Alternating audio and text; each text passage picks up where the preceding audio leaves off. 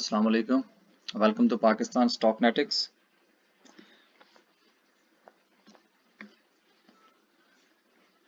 तमाम नए आने वाले लोगों को खुशामदीद।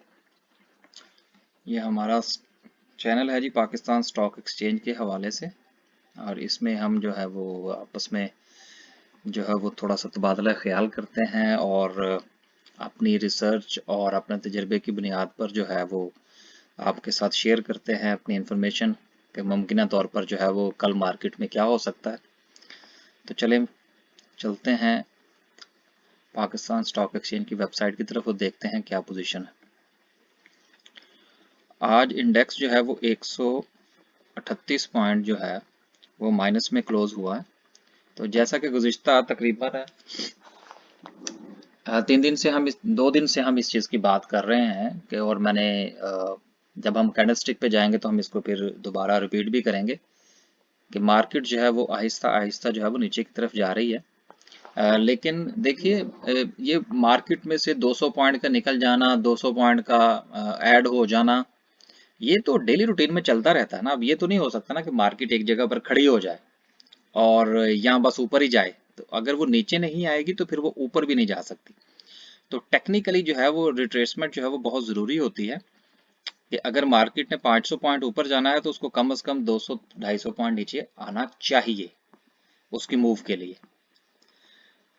लेकिन अगेन जो एक अच्छी चीज़ है वो ये है कि अगर हम कैप्स की तरफ देखें तो ये 1 2 3 4 और 5 कंपनीज जो हैं जिनको अपर कैप है, और लोअर कैप में सिर्फ एक कंपनी है जिसका कि वॉल्यूम सिर्फ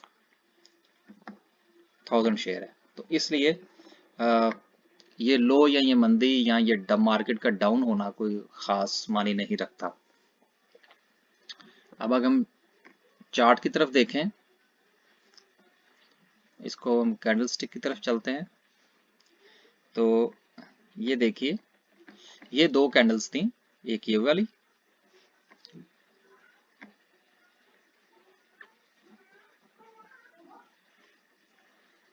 और एक जो है वो ये वाली, कि जिसमें मैंने आपको मंडे वाले दिन भी ये कहा था कि ये ऊपर से वीक बनी हुई है, ये नीचे ये भी ऊपर से वीक बनी हुई है। तो हम इस बात के ऊपर थे कि ये मार्केट नीचे ज़रूर जाएगी मज़ीद, जो कि आज गई। लेकिन आज की जो कैंडल है इसमें एक अच्छी बात यह है कि वीक जो है वो नीचे है। तो अगेन दैट्स गुड साइन।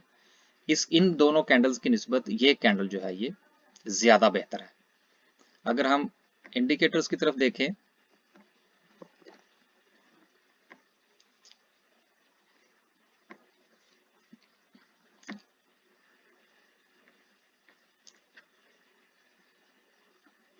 अब इंशाल्लाह जो है वो हम आहिस्ता आहिस्ता स्क्रिप्ट्स की तरफ भी जाएंगे और मखसूस कंपनीज के हवाले से भी थोड़ा सा आपके साथ शेयर किया करेंगे कि इन दिनों जो है वो किस कंपनी को लिया जा सकता है और उसकी मुमकिना तौर पर जो बाइंग की प्राइस है वो क्या होनी चाहिए और मुमकिना तौर पर उसकी सेलिंग प्राइस क्या होनी चाहिए। ये आज investing.com को पता नहीं क्या हो गया। ये आ गया जी, ये कैंडलस्टिक आ गई।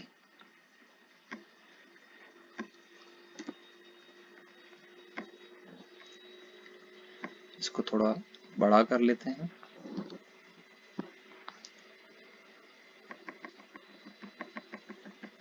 ये देखिए, अगेन जो है ये 20 DMA लाइन जो है उसके नीचे ये कैंडल जो है ये क्लोज हुई है।